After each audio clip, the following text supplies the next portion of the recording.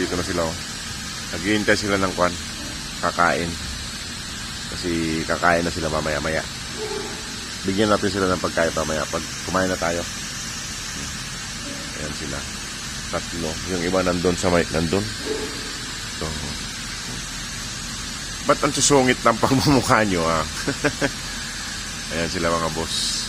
Dito sa kumpanya yan. Sa factory. Ayan.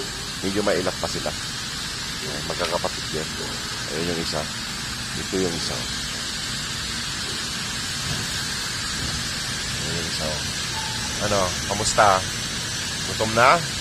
Mamaya pag kumain ako. Ayan yung isa. Ito yung isang kapatid niya. Magandang lahi.